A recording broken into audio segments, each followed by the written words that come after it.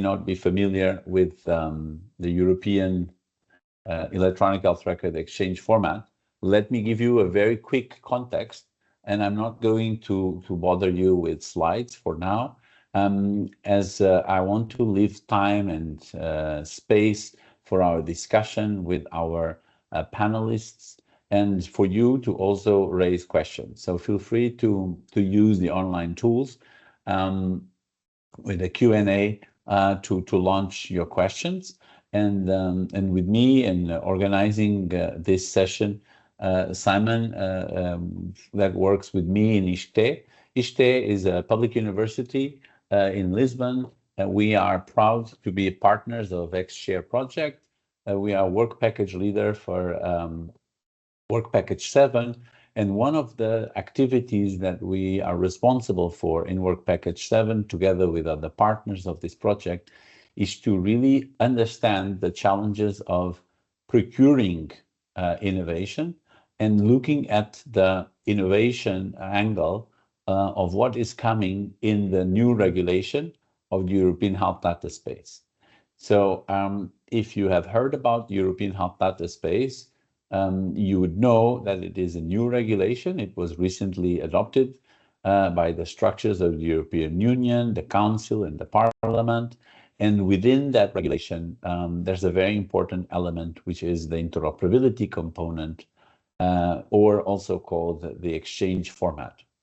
We are talking about specifications, technical requirements that can be seen as a burden by legislation or as an innovation opportunity, because electronic health records, which is the systems and softwares that you commonly see in hospitals and other healthcare providers, where doctors, nurses, and other healthcare professionals register, document the things they do to people when they seek care or in public health efforts to prevent people from falling sick. Now, these systems need to be changed, need to be transformed, so that in Europe, it is possible for a Belgian citizen to come to Portugal, have and receive healthcare, and then the data about the care he or she received is not closed, locked in the computers of that hospital, but is possible to move that data and in a way send it back home to Belgium, where he will continue to live and maybe eventually needs to continue his treatment. For this to happen, we know systems have to change. Now, most healthcare facilities in Portugal use software that was developed by companies. Some healthcare facilities use software that was developed by ministries of health or has been developed by their own IT teams. But in general, we have a market with multiple companies, and we have, therefore, a challenge of procurement. So we need to buy every year new systems or upgrades to the system or maintenance of the systems to vendors of the industry. And today, what we have is a panel of experts from different areas, from health, from the procurement part that may not be directly connected to health, but more general, because we procure different things in Europe, and also from public procurement part and private procurement, because it is also important for us to remember that not all hospitals and healthcare facilities that have to comply with the European Health Data Space by the year 2029 are public or only private. So some are public, others are private. So the challenges of procurement, buying, for those that might not be familiar with the word procurement, I hope we hope many of you may be, but we also want to keep this very informal, and we want to keep this discussion today at novice level. Okay, so I've asked our panelists to be simple in their words and pedagogical. So don't worry if you don't get everything, just type it on the chat, and I'm sure they will be happy to clarify. or we can offline come back to you with additional clarification. To conclude, we want to start the discussion today, not close the discussion, of what are the challenges and the opportunities of procuring innovation. Also, how does innovative procurement methods, which you will hear about and understand what they are, how can that help us in Europe, all of us, move forward with the implementation of the European Health Data Space Regulation, and in particular, looking at the exchange format, which is an abstract concept. It is a standard, or well, not even one standard. It is a cluster of specifications, of standards that make our IT systems in hospitals and healthcare facilities capable of sharing data across institutions and across borders, what we call interoperability. So can we buy interoperability? Can we procure interoperable services? What does that make us in terms of innovation? Can that be a source of open innovation? So these are some of the things we want to start today. The plan is to keep this conversation going. We want to entice you to join us in forming a think tank, a working group, to continue to develop these thoughts. Some of you are coming from the procurement side, others are coming from the vendor side, others are coming from standardization organizations, others are project partners, so welcome.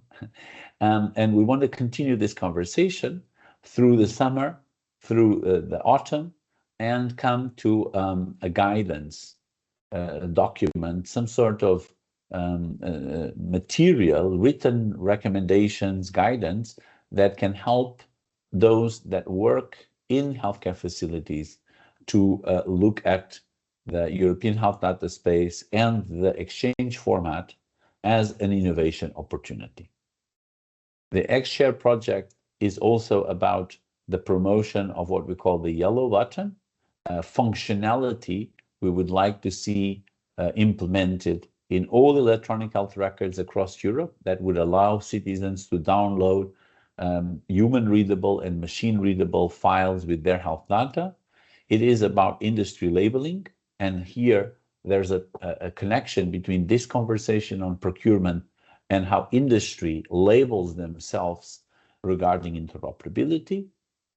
And the third important component of the project is the Standards and Policy Hub, which you will be hearing more about as we do other initiatives. So please follow the project. But today, and to go back to our objectives, we want to understand how do we buy innovation? How can innovative ways of procuring help us advance in this complex world of once we develop these new standards, once we implement them in the softwares, how do we get them into our hospitals, into our primary care centers for the benefit of the patient, for the benefit of the healthcare professionals?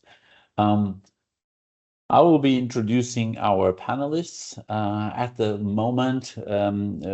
At some point in time, we will be happy to go to a more discussion time, and I will have the help from our colleague from the communication work package, Carolina, from the ECA Alliance, to help me a little bit on the moderation. But for now, I would like to really ask Madeline Grower. Oh, this is very difficult, the name of your institution, Carolina. No, you don't have to. I can. Bodensvander Material Discussion. Oh my God, and logistics. This is too difficult. Please tell us the name of your institution, because for me it's really, really difficult in German. But No worries, yeah. Over to you. Thanks for joining us, and the floor is yours. Thanks, Ulrich. Hi, everyone. I'm Marlene. Because the name of the organization is really long, it's also behind me. I am part of BME, the Association for Supply Chain Management, Procurement and Logistics. We are based in Germany, and we are an association for procurers of private and public sector across all areas of procurement. And today I'm speaking as one of the organizations that is part of a service contract at the moment for DG Grow, where we bring together public buyers across borders in Europe and work on specific topics together. And one of those topics is healthcare. And I'm actually leading the 2 healthcare groups that are within this contract. So I'm going to share my slides now. So this project is called, it's not a project, it's an initiative, but the initiative is called Big Buyers Working Together. And there's 10 groups that are 10 buyers groups that are working, and 2 of these are on healthcare, which we are leading on. And one specifically has as a topic the European health data space. And now you have the opportunity, and I think this is a bridge that we are starting to build now, and we will continue build over the next several months, hopefully. We have thought about this from the other side. So we have, as buyers, thought about what do we want from a European health data space for our procurement, while you guys have been thinking about what do you want from procurement for your health data space and for the exchange format. Now my slides won't move. Oh, now they will. Okay. So keep this in mind. This is public bias. So in this case, even though Ulrich just said this can be public and private sector bias, in this specific case, the bias group that I can give evidence from is just public sector bias. It's around 20 buyers from all across Europe. We're quite heavy on Portugal and Spain, actually. They're quite passionate about this topic. And the buyers, what they are looking for, obviously, they're not thinking as much about the technical details of how the exchange format is going to work, but more about what can this do for their innovative procurement. So can they link the health data space and the public procurement data space? Oh, sorry, my phone is ringing in my headphones. There you go. It's okay. Yeah, this is probably just annoying for me because then I have 2 things going on at once. How can we link the healthcare data space and the public procurement data space? How can we use the health data space for value-based procurement and value-based contract management? So how do I use the clinical data that's in the, how can I extract that as a secondary user and use it to inform the tenders I write, the contract management I do, the supplier talks I have, all of these. Also, and this is now purely, let's say, a wish list, right? How can I use it for performance tracking? How can I see with the EHDS if my procurement is as good as another hospitals across the border, or internally, if we have several procurement departments, can we track our progress? And can I use this to benchmark suppliers? So can I see, oh, there's another supplier in Belgium that is doing the same procedure, but it's much more cheap and much more efficient regarding the reported data. And understanding demand patterns over time, and finally assessing supply chain resilience. This is obviously something that public procurers are, especially in healthcare, really are concerned with. How do we avoid shortages? How do we think into the future, so and buy in a way that is avoiding these shortages? So this is a snapshot of sort of the kind of topics that have come up for us in this conversation. And the question really, can the EHDS and its interoperability go beyond just being a IT architecture and be something that can contribute value added to healthcare and public health? And in that sense, I have a second and final slide. If we say, can this interoperability go beyond simply being an IT procurement, we would have better value for money, of course. These are big investments that are being made by many healthcare organizations. And also you could assume that there's greater commitment from the procurement units, because for them this is a big thing, obviously, to ensure this interoperability and to make sure that all of their systems, to buy something that all of their systems can interact with. And And if they can get something out of it, if it makes their procurement and their everyday work easier and better, you will have a much greater commitment and passion behind it. And as a final note from the work that we've been doing within the group in Big Bias, I can say that the public bias that are in my group, at least, that snapshot that I have, they are quite excited about the EHDS and they see a lot of opportunities there and they are generally positive. And I think this is something really to be celebrated because they are not thinking, oh, this is coming and I'm afraid of this new regulation, but they're thinking, oh, this could be something that can really help me. That is a little snapshot I can give you, and I'm looking forward to the other presentations. Thank you.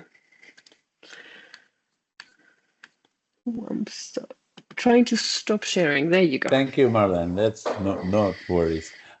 This is really a good kickstart, which is to reverse the idea and ask, how can the European Data Space Health Procurement? You mentioned that they are, well, some of these big procure units are excited.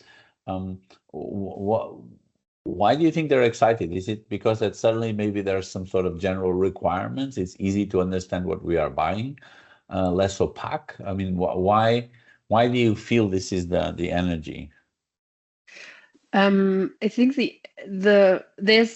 it's always nice to have a standard. I think from their end, they are saying this is something that we've been needing because many of the hospitals have been kind of vague and insecure on how to complete the digitalization and how to make the best use of the data, have interoperability between their internal systems. So that is one thing, but also having the secondary use of all of this clinical data that is coming out, not just of their organization, but of other organizations. I think that's also extremely exciting to them. The comparability of outcomes, as you said, the value. Yeah, that's very exciting. And I think you also mentioned that these groups of procure units exist. This is one of them. But I know that, Carolina, you in the scope of support, health support, support, support for health, yes, yes, but it's for health, right? I presume the H is for health.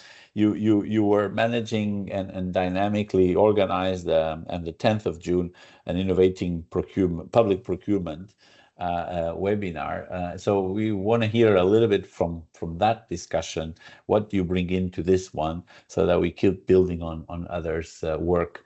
Over to you.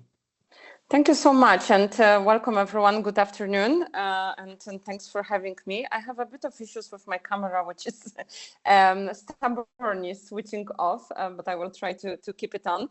Indeed, for this discussion, I would like to bring you some messages from the webinar that we as ECH Alliance, together with AQUAS, that you surely know, the agency for health assessment, for health quality and assessment of Catalonia, and also Health Procurement Europe, hosted recently, and we discussed what are the conditions for innovating procurement in health. And I will refer to what Marlene said and maybe go on a bit meta level or more general level to what, or summarize a couple of points and refer very well to what Marlene said. So what our speaker highlighted during the webinar was that currently the innovations arrive in more mature state. But still, of course, they need to be assessed for adoption. And what are the assessment conditions? What are some factors? What are some issues that the public procurers or procurers in general take into account? So desirability, so do they desire this kind of innovation? And of course, this refers very much to the needs of the public procurers or the procurers, the hospitals and those who are buying the innovation. The readiness, so are they ready to actually adopt this innovation? feasibility. So does it fit the other systems and what is actually happening, let's say, in a hospital? And then, of course, payment and reimbursement. So maybe the payment and reimbursement here is the step that we will not open too much at this moment, but of course, knowing the reimbursement models of a given region or a given country, it's important to know for the suppliers. And how to like build bridge between this public procurer or the procurer and the suppliers. We talk during the webinar a lot about this need for collaboration and need for dialogue. And of course, this is something that both groups need to be open for. And this really means that the procurers need to use different available mechanisms to engage with the suppliers.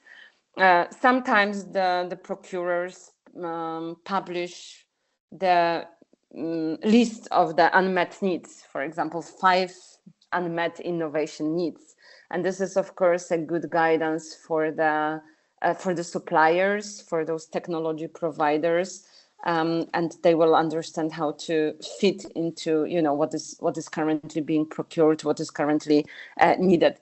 Another important element was actually around the sustainable purchasing. So, of course, currently in Europe, we're also guided by the sustainability agenda, and not only environmental, but also social.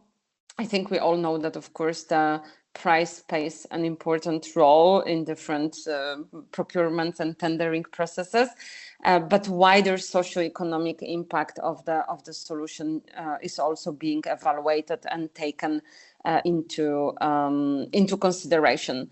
But coming back still to this understanding each other needs and understanding each other in general, how different organization works. So the project EEHRxF support. So here I would like to also give some tools and some support. The project EEHRxF support, and there are also other projects of this kind, provide different trainings and opportunities for meeting the other side, the meeting procurers and suppliers. So I would like you to, I invite you to look into our website. There are some open calls for trainings, for support services.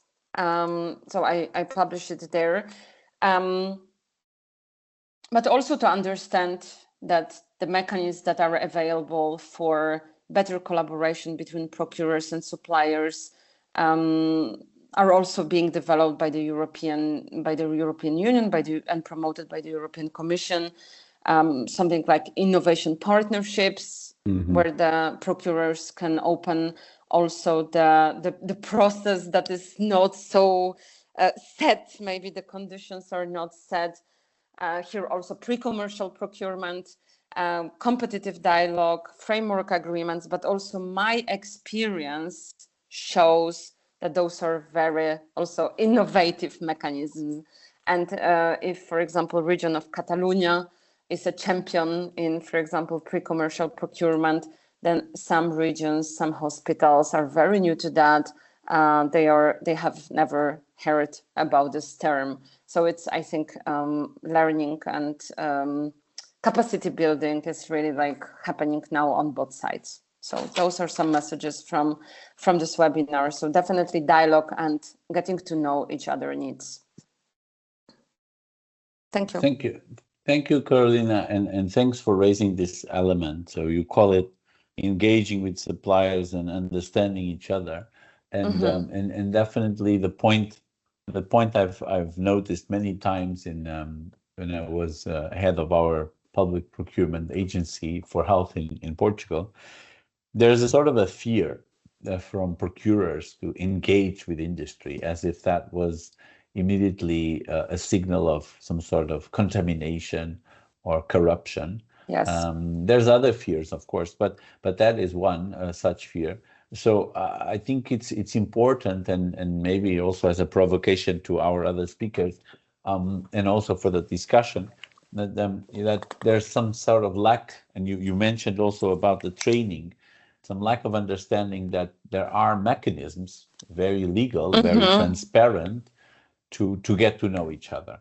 And only getting to know each other can you really come up with a good contract that helps satisfy the needs, but also keep the prices lower, at the same time keep the cost for the supplier low, so that he can supply with the most economical offer. And I just want to highlight that to everyone. So thanks for highlighting that. And if you can put it on the chat as well, these links to the educational yes, I will. aspect, Thank you. I think that would be something people might really benefit from.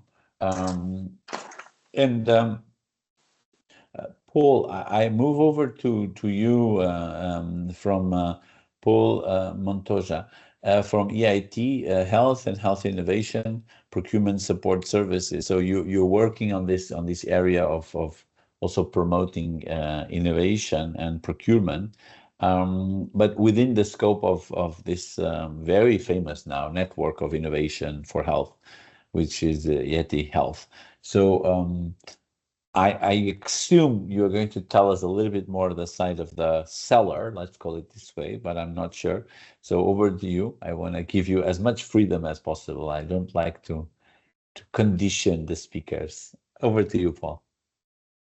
Yeah, thank you. So yeah, I'm Pau. I work for EIT Health. That it's an European network that, well, it's in the intersection between the startups, the big corporates, the healthcare systems, the hospitals, etc.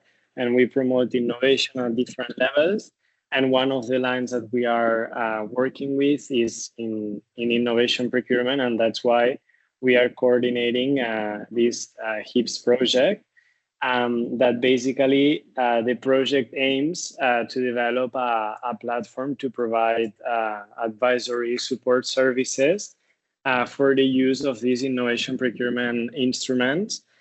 And well, in this project, we have different consortium partners that actually some of them were already mentioned, like Aquas. At the end, you are seeing and you will see that this innovation procurement field is super small, and we are all connected because Innovate Support is also like a parallel project to us. So we are all working towards the same line.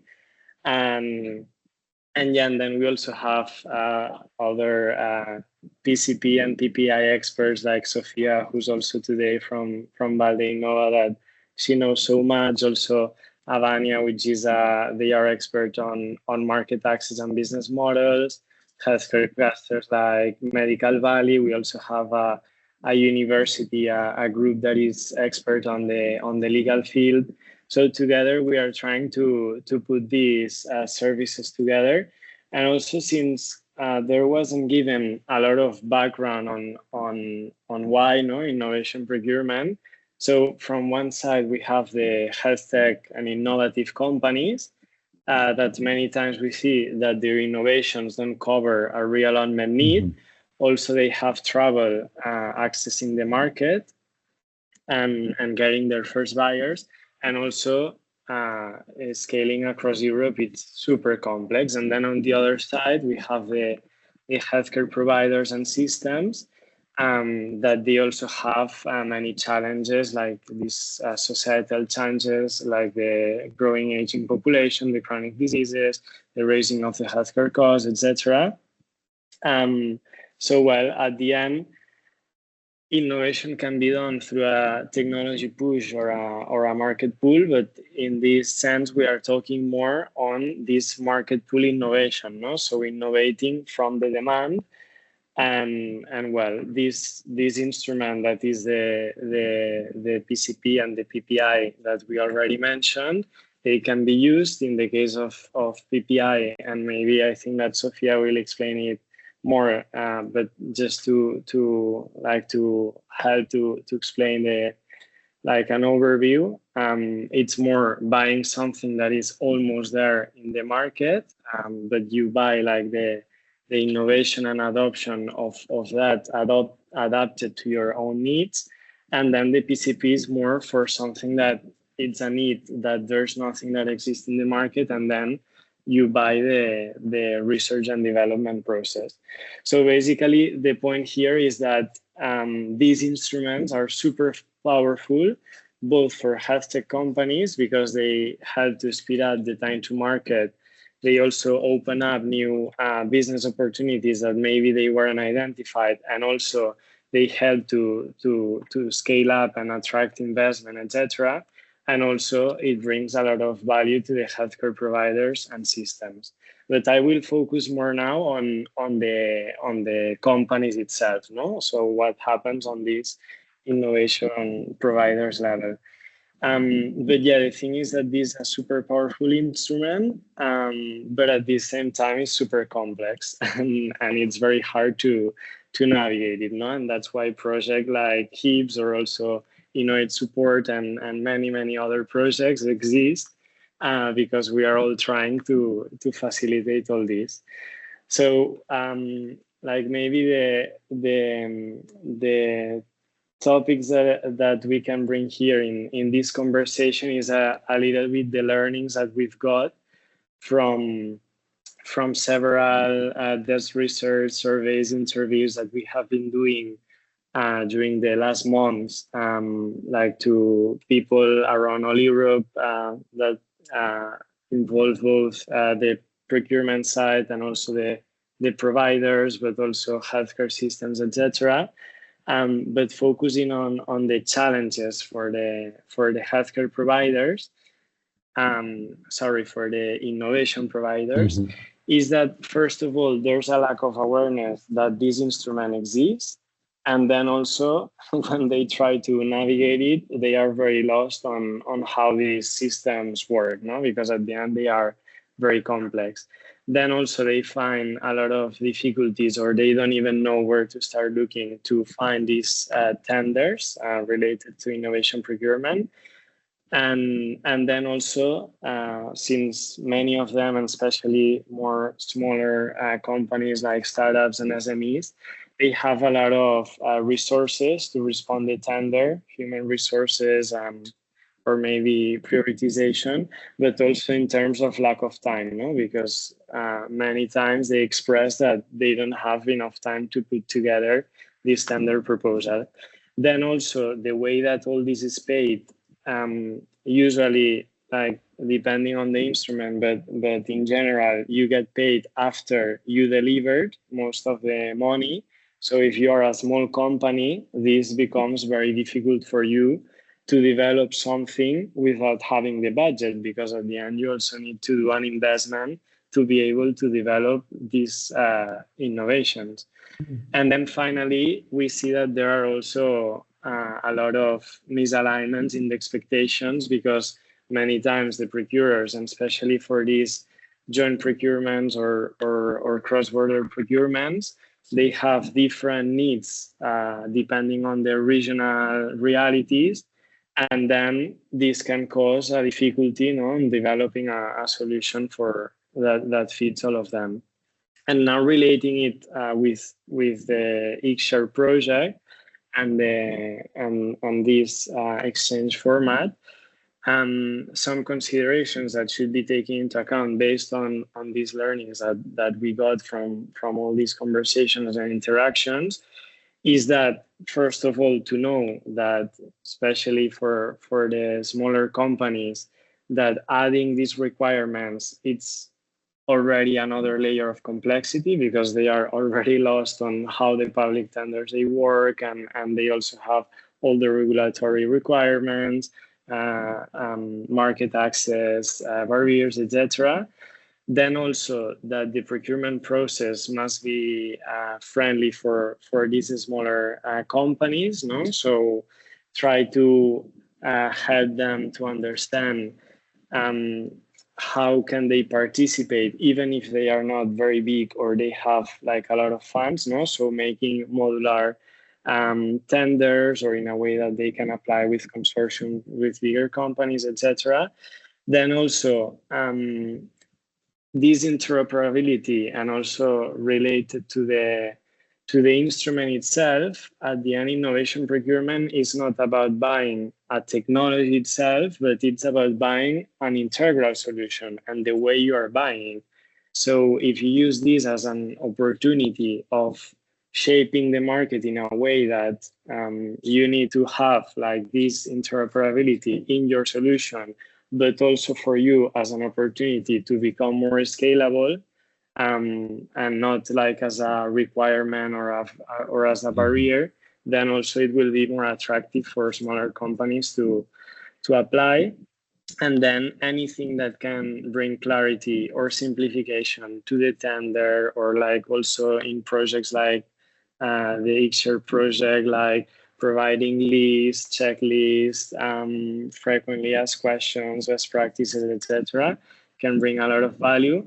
And also, I think that it was also mentioned by other speakers, but this early market engagement is very important to understand at which point is the market and what can we ask from them and how can we ask it. No, so these are a little bit some points to keep the discussion going. And yeah, that's pretty much all. Just to close it, like from HIPS, basically what we are trying is to support in all these. In our case, like we are centering our call solution in like creating like this step-by-step guide and methodology on how to navigate all these. Also on doing tender alert to connect these both worlds, and also for the companies to be aware when opportunity that fits us comes out, and well, then other materials. And yeah, that's pretty much it. I can share also the links so you can be updated, and also looking forward to the discussion. Thank you very much, Paul. One or two questions to continue our conversation. If I'm a small, medium-sized enterprise, I have maybe an electronic health record and 5 hospitals, and this is coming. Can I go to this website? Can I go to your services to help learn how to sell in a few years' time, how to respond to tenders? Are you also providing support to companies in the sense that you mentioned that one of the big challenges is going to be the size of the companies and their sort of technical capacity to answer? Well, they already have sometimes difficulties in answering tenders, but maybe in the future they will have more. Is that something you are envisioning offering, or is that already offering? Yeah, no, so we are working both in both sides of the coin, no? So supporting the procurers and also guiding the procurers through these guides and methodologies that we are elaborating in a way that also it will benefit how they design all the process and the tenders in a way that facilitates the companies to participate. And also we have specific support for the companies themselves. So also guiding them through the process, but also things like a starter pack to understand the instrument and like the first step they need to take. It's true that right now we are focused more on how to navigate the innovation procurement instruments of pre-commercial procurement and PPI. But from here we can also integrate maybe, and these are things that we can explore, how to integrate other components like these exchangeable formats when procuring digital solutions, for example. Thank you very much. So I understand that basically it's about again capacity building, but also giving some guidance to the procurer to procure in a simple way, but in a sophisticated, simple way. And do you think that this is not contradicting these complex procedures with the simplicity that could be possible? Is it possible to combine these more complicated procedures, or should procurers just use the normal, international tender type of instrument, or even more old-fashioned things. Should they go to these classic ones? Why, or when they're buying these things, or do you actually think there's room for using the exchange format and these interoperability challenges to establish a new type of relationship with eventually even with the same supplier? Does that make any sense? No, I think that the question is great, and also I would also be curious to hear the comments of the other panelists, because I'm sure that they also have a lot of experience on that. But the way I see it is that, like, talking about the innovation procurement instruments, like, oversimplification is not good neither, because at the end you are developing something based on the needs identified from the healthcare providers, and you are buying a solution and integrating it in your setting it and deploying it. So it's not simple at all, and oversimplification wouldn't work. So I think that the key, it would be rather to use this instrument when it's necessary, but not use the instrument in any case, no? So use it when it can really make a difference with this specific, well, when you really need to buy, like, as a joint procurement in different countries, or when the solution is not existing in the market. But maybe in some cases other procurement formats can work better, of course. Thank you, Paul. Thank you very much. Sophia, I know you and Paul are good friends, so good connection, easy way to move from him to you. Sophia Moreno Perez. Sophia is the real expert, huh? I'm just... Okay. You did a great job. Let's hear her then. From Ukraine, PCP, and other activities that you are doing, Sophia. Tell us a little bit about your take on this topic. Thanks. Yeah, I'm trying to share. Yeah, perfect. It's okay. It's there. Okay, perfect. I will go fast through some of the slide, and then I will be slower in other ones. Please go to next. Well, I have already participated in a couple of PPIs, European PPIs, and 3 PCPs. I'm now part of HIPS, which is a very exciting experience. And also, more things related with innovation procurement for several years already. Move on, please. So, what is the origin of all this? The origin is the same for everyone. We all know that the healthcare system face a big challenge because resources can't follow the increase on the demand, as Pao mentioned before. And on the other hand, the public health spending is huge. I put some figure there for anyone curious to read them. And if we use a little bit of it in buying innovation, it should be a great transformation potential. But don't forget that the transformation of the healthcare system, adopting innovation in the healthcare system, has proven to be tough and difficult. Next. Then what? Magic. We have innovation procurement to address all these challenges and to overcome them. Paul already explained these figures, so please move on. I want to emphasize some words and concepts only of this instrument and approach. Innovation procurement in the European context is used as a joint procurement, all buying the same at the same time, or as a coordinated procurement, all buying the same at different moments with different loads. Or it could be individual, and in the European context, this is cross-border. What does it mean? It means if you want to go fast, go alone. If you want to go far, go together. Joint procurement, coordinated procurement, cross-border procurement add complexity, add delays, but also add flexibility, add critical mass, critical mass, and you need to find the right balance of all these advantages and disadvantages in your approach to the market. Next.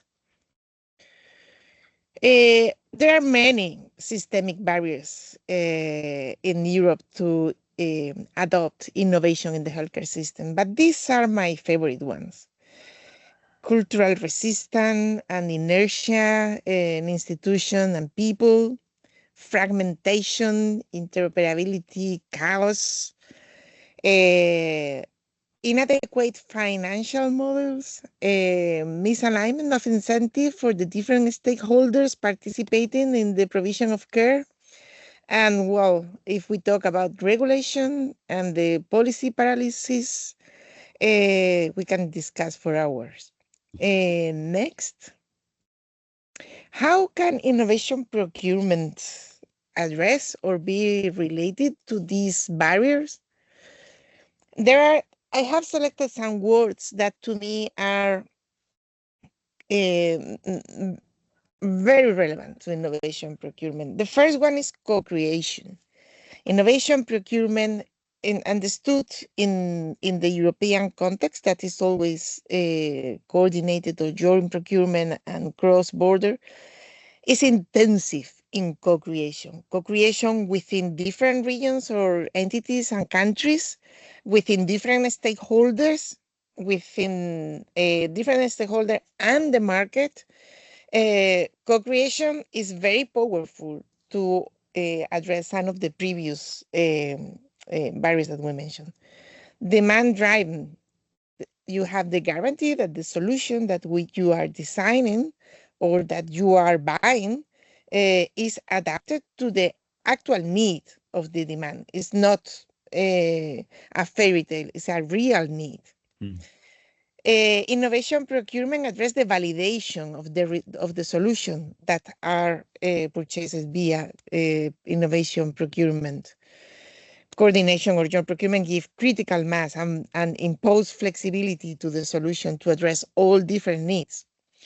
And something that is very important and partially also answered your previous question, innovation procurement should be understood not only from the technological perspective of a product that you need to solve a concrete problem.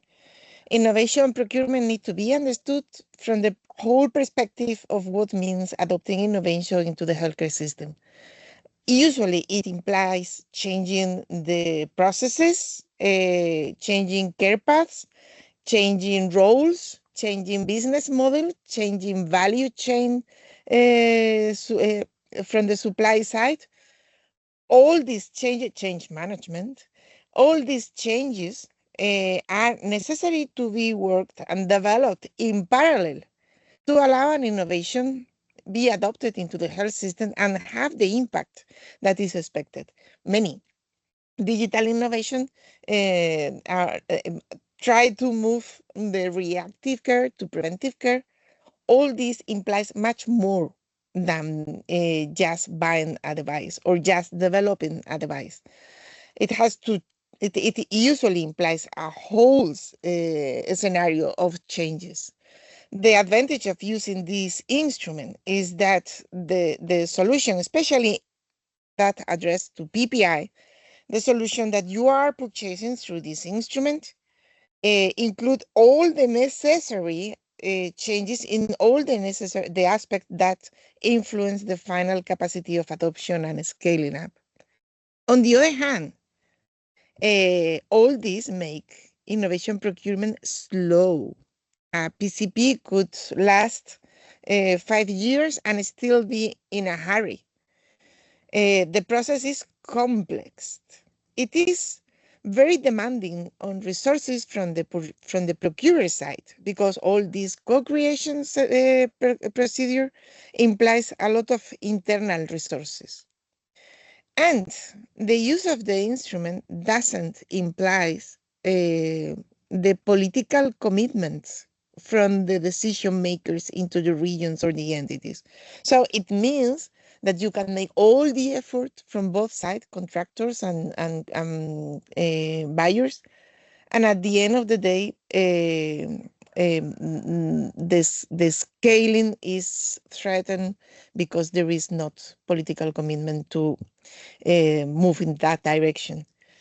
And also, there are gaps moving from PCPs to PPIs and from PPIs to scale up. And all this roadmap is a complex process that also need to be carefully watched. Go to the next, please. This scenario that I draft in the previous one contribute to breaks the cultural resistance. It could include interoperability as a mandate. I will be back to this sentence just now. Can reveal processes, can redefine the financial incentives, and can redefine view like value-based procurement, as you mentioned, but also through other means.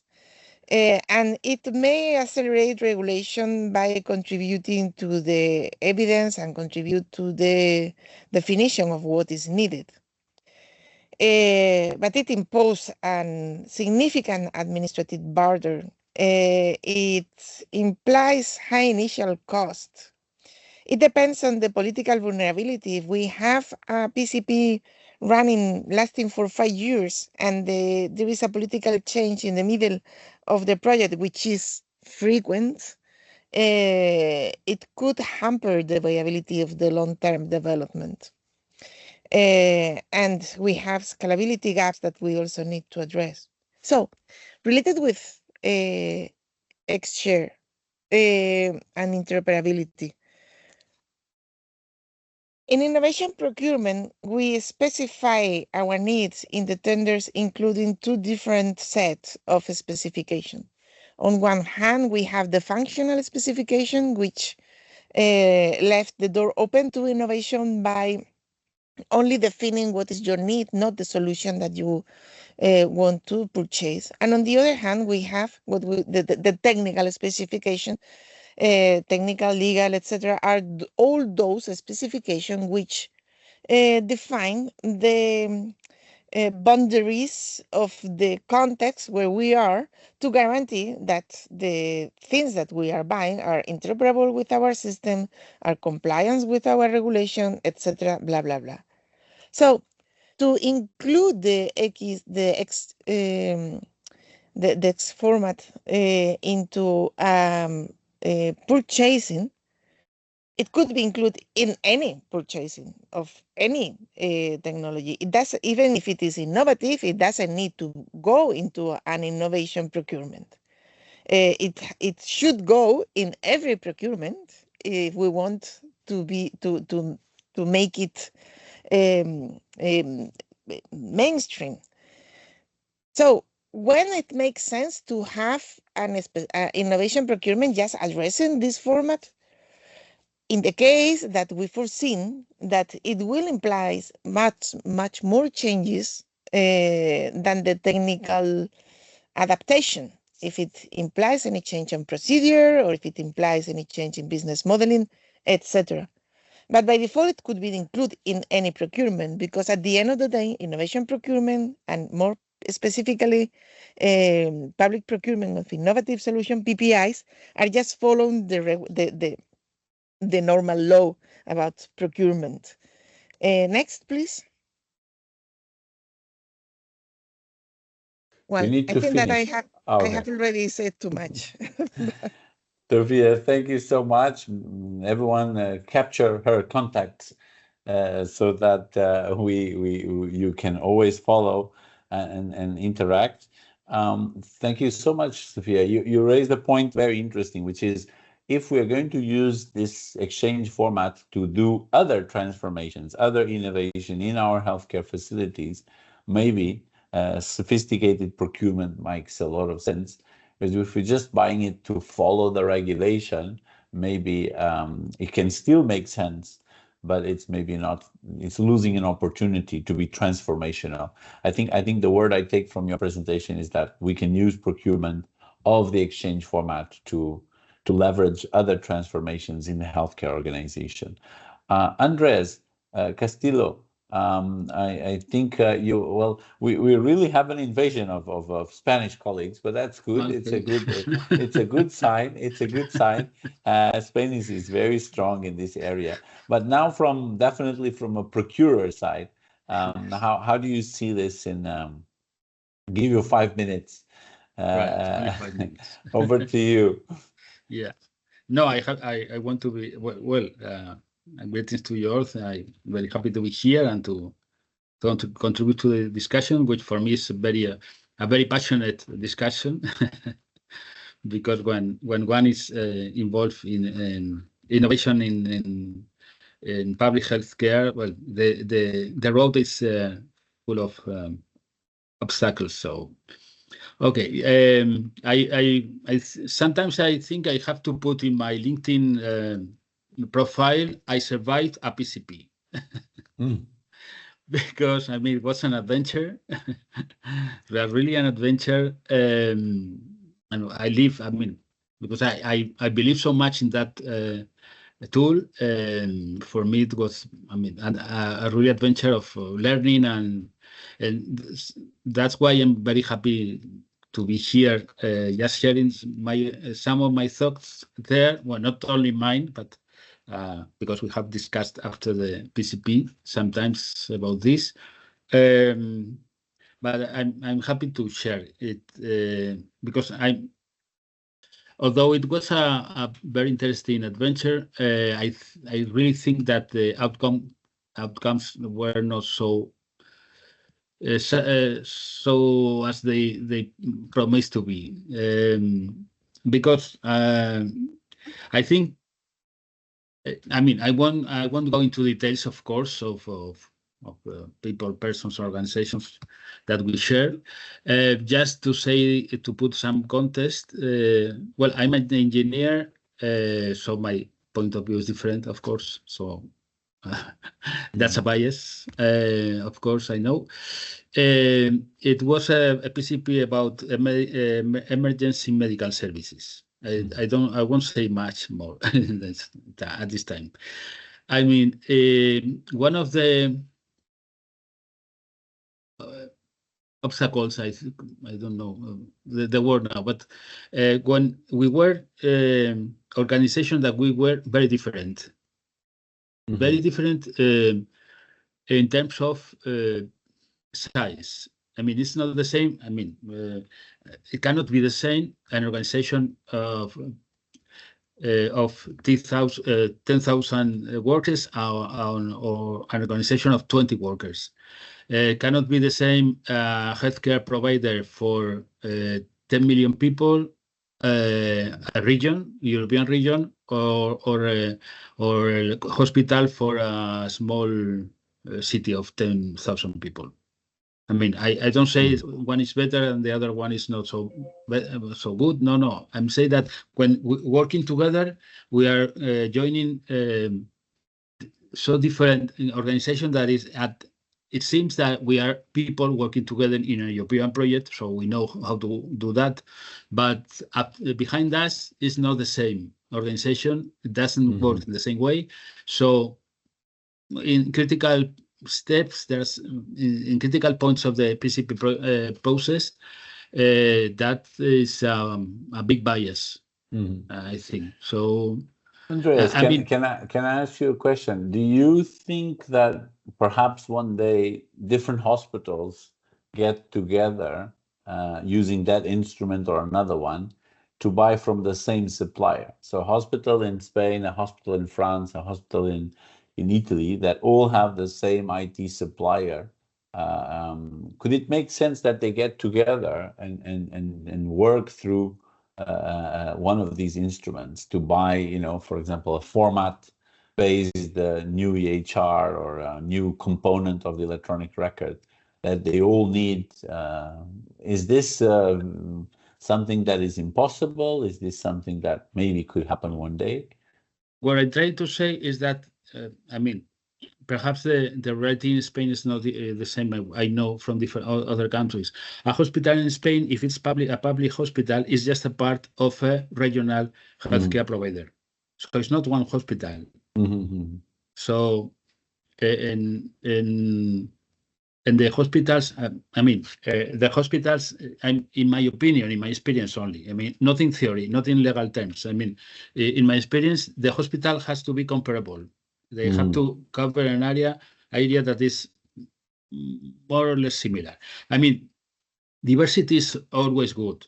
Different points of view are very good for design, but this pre-commercial procurement is a very tricky tool, in my opinion, in my experience. So that's what I want to say. There's a bias about the size of the organization, and there's another bias that is relevant to what you're saying, is about let's call it nationalism. It hasn't to be like that, but in that project, for example, at the end of the PCP process, all the companies were of the same country as the coordinator. Yeah. No, I understand what you're saying, and so you have to be careful for that. Yes, that raises an interesting aspect, which is one of the objectives of the European Health Data Space, is to create a common market for electronic health records and electronic systems. And I think what you mentioned is to sort of detach from the national aspects of these suppliers, which are still very country dependent, language dependent, is a big issue. Lugan, this is a good hint to move to Luxembourg, and you're sitting at the sort of a national level in the Agence e-Santé. How do you see the different hospitals and other healthcare providers in Luxembourg, and what's the role e-Santé is perhaps going to play in this difficulty and these challenges moving ahead? Over to you. Thank you. So first of all, thank you for the invitation. So just to give you some context, so as the National E-Health Agency of Luxembourg, we are really focusing on the primary use of the data, and we are at the same time the national contact point for all the cross-border exchange. So we are really involved in all the groups and subgroups for the EHDS implementation. And currently, so I'm going to try to explain you all the challenges that we have in Luxembourg regarding the procurement process for such a platform. So actually, we are in a procurement process for the implementation of our new EHR system. So in Luxembourg, we call it the DSP, so the Dossier Soins Partagés.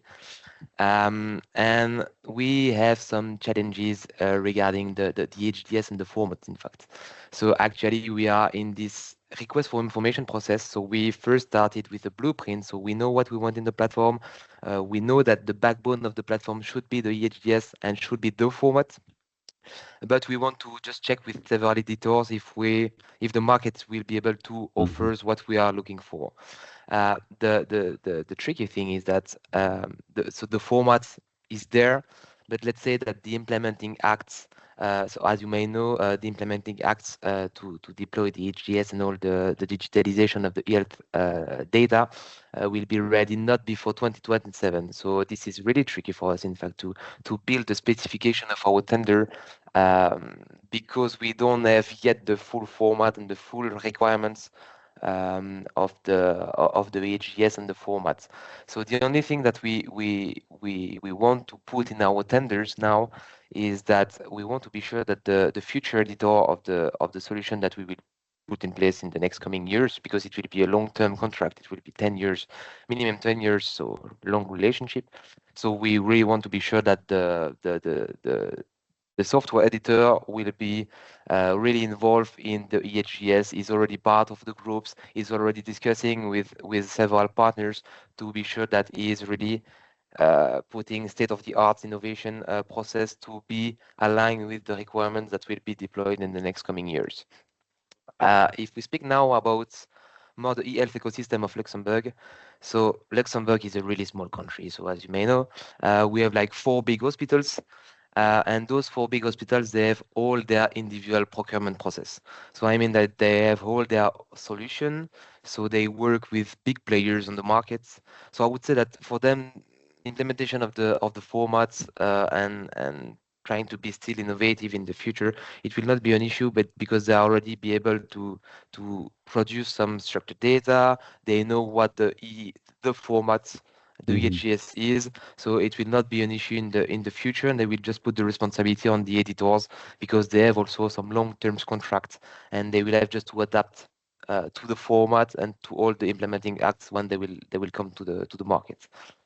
The biggest issue in Luxembourg is regarding the GPs, so general practitioners, specialists. So because in Luxembourg we have more or less like 2,500 city doctors, if I can call it like this. And for them, it's really another game because for big players on the market, the market of Luxembourg is not interesting because they need to adapt them to the national legislation. So it costs them time, it costs them money, and the market is really small. So the return on investment is really far away. So we have a really fragmented market with 5, 6, 7 editors on the market. So functionally speaking, their software are really good, but in terms of interoperability, the way they can produce some structured data to be aligned with the future format in the future, it's really difficult for them because it's sometimes 1 or 2 guys in the company developing the softwares. So it's more difficult. So at the agency and linked also to the Ministry of Health and Social Security, we are thinking about 2 things. 2 instruments, let's say. So the first one is really to put some financial incentives. So we will try to help them to be innovative. So to help them financially speaking, to put in place some procurement process to then create some partnership also with other company in Europe or in any other country in the world, where they can just take some blocks, and create some partnership to digitalize their solution and then to be aligned with the future EHDS, with the future formats, and so on and so forth. So we are working on this with the Ministry of Health and Social Security, and on the other side, we have the Ministry of Economy through another company that we call Lex Innovation. They put in place, in fact, some financial incentive to help not only company in the healthcare sector to digitalize them, but in every sector. So they try to assist them, support them to be innovative. And on the other side, yeah. I only have half a minute for you. Yeah, okay, I'm gonna try to be quick. So the other thing that I wanted to add is, so within this project of our new EHR platform, we are also thinking about providing, so we have those business services, and we will try, so like for example, we will store the e-prescription, e-dispensation, patient summary, all the data linked to the format, but we will also provide some tools directly to all the editors on the markets, like the e-prescription tools, which could potentially be integrated in their tools to help them to don't develop the e-prescription modules. So this is also part of our procurement process to have those kind of tools which will be integrated directly in their solution. So trying to centralize the effort in Luxembourg because it's a small country with not so many editors. Thank you very much. Thank you very much. And I think you gave two very important points, and preparing to move over to our last speaker, Gunther, from the Czech Ministry of Health. You mentioned the importance of interacting with the Ministry of Health and the Ministry of Economics. And I guess it's very important how you describe this, of a mix between a sort of a digital transformation strategy and a procurement strategy, and how for you the buying of these solutions, even sometimes with offering in kind, so components to keep the cost to the vendor low, so that you capture the innovation aspects that you want them to focus, while you take care of the aspects like e-prescription or whatever that might not be so innovative. I really like that the way you discuss this topic, and definitely moving forward. So before I move to our last speaker, let me tell you that we are going to go over time, maybe 2 or 3 minutes, and we want to keep the discussion open. So on purpose, I've decided that Carolina, we allow people to go home. It's very hot, at least in the south of Europe. Everyone's very tired, but but let's on purpose keep many questions in the air. So feel free, everyone, to put your questions on the chat, and we will come back to them either with comments from our speakers, or we will invite you to our second round to continue, because I was sure we were going to have a lot of interesting ideas, and I think it's very well confirmed. But I want to really hand over to Guter to tell us, okay, so we've heard from procurers, we've heard from experts in procurement, we've heard from sellers, we've heard from digital agency. You've participated in different functions in some of these aspects as well, Gunther. How do you see it, for example, from a ministerial, from a government perspective? Over to you. Yeah, thank you. I sent some slides. Okay, they may be on. Hopefully, yes. I come from country, Czech Republic, which has a very decentralized procurement system for actually almost everything in healthcare. So until recently, there were even no common specifications for EHR systems. So that means each healthcare provider bought the system they needed on its own, with the specification on its own made. And the only requirement was some national standard for interworking or sending messages to insurances. That means to communications between insurance and healthcare providers, and possibly other centralized services, but not sharing the health data between healthcare providers or even between healthcare provider and patient, for example.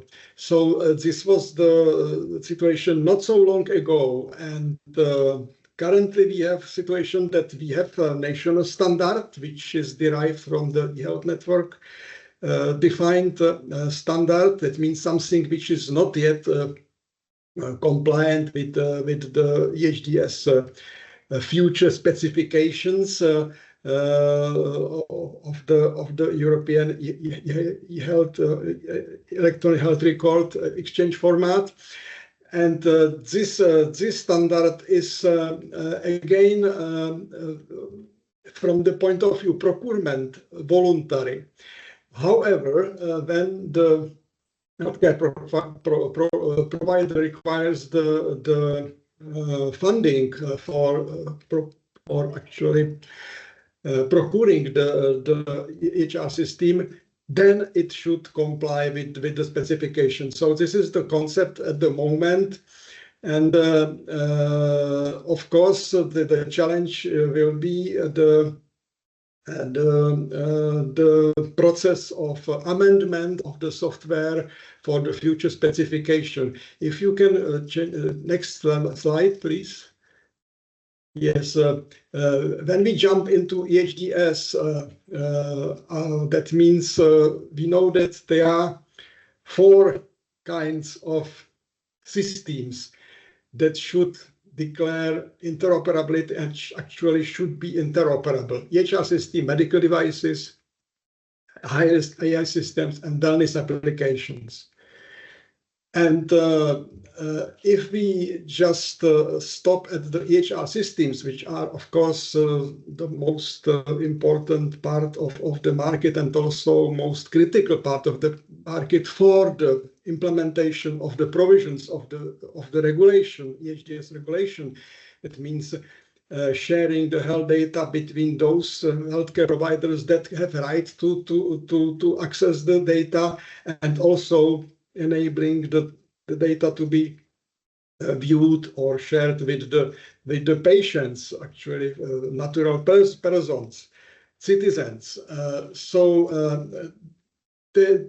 It seems to be a good requirement, interoperability, but it should be known that there are various aspects. First, if you can change next slide. The EHR system as such has a very broad definition. We know that, and the only let's say fact we can build on now for this purpose is that it should support, the HR system should support priority categories. That means the 6 priority categories as they are listed in the regulation.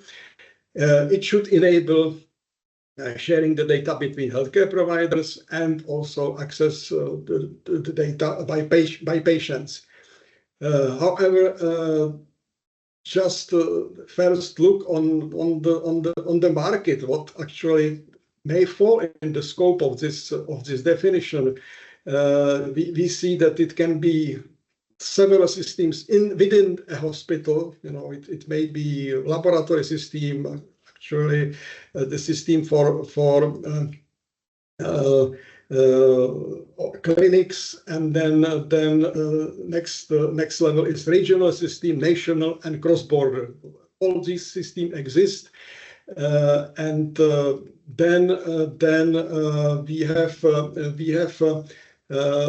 another criteria how to look at the EHR system, because each EHR system has different purpose. So it's not so that there will be one defined software or hardware plus software, and this software will be unified all over Europe for all the purposes. Each purpose may have its own system, and moreover, we know that the EHR systems are with current wording of the regulation. That means the final wording of the regulation.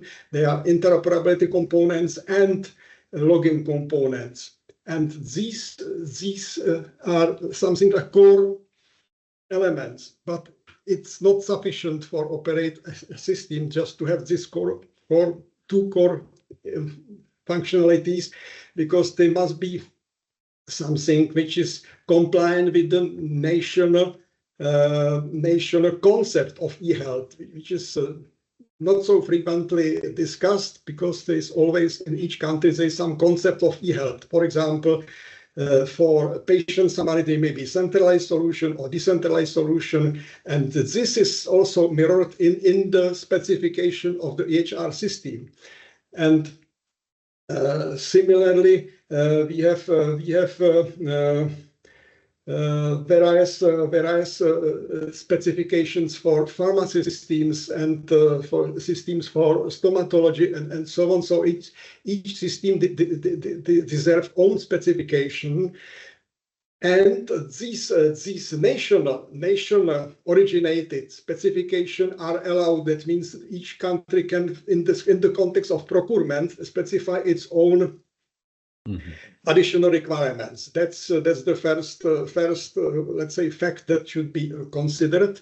And then of course there may be additional functions defined by the purpose of the EHR system. For example, again, interconnection with insurances, for example. That means this is completely outside of the scope of the EHR system, but essential for the healthcare providers. Of course, it's about money and so on. So and in the end, there may be also some additional specific features defined by the procurer itself, because it may need some specific features that are defined just by the hospital or by the region. So it's really quite a broad spectrum of specifications which are still around, and it should somehow be coped with. Thank you, Peter. That means this is the essential, let's say, view of what we face in the current situation. And final sentence: the change from the voluntary, let's say, approach to procurement of EHR system into the mandatory paradigm of the procurement of the EHR system is a challenge, definitely, and it will need more intensive preparation, including legislation in my country. Thank you. Thank you, Guter, and thank you very much for bringing this closing holistic perspective. We are not buying something that is fixed. It is a system, an interplay of different components, and you referred very well to that. the procurer will have to combine regulation from the European Union, in this case the format, with national specifications, even regional specifications, and even their own requirements, as was discussed by other presenters. My friends, I think in the interest of time, I want to leave it on purpose open. Many questions on the top of our heads. Too many things. We will produce a summary of this, and we will invite our speakers to share their slides with us and then send it around for those that are possible to be made available. And we will prepare a sort of AI-based summary of today. And then from that and from today's recording, which I would like to thank all the speakers, we have enough material, I think, to kickstart the working group and the discussion to come up with at least a good set of ideas that I really believe from today's conversation already really can help people around Europe, not just to buy the xShare button, not just to buy the format, but to buy electronic health records in a way that makes sense for their organizations, aligned with their country, and in view of an internal European market. Thank you very much all for attending, and thanks again for our panelists for all the hard work they've done for preparing this today. Thank you so much. Have a nice day.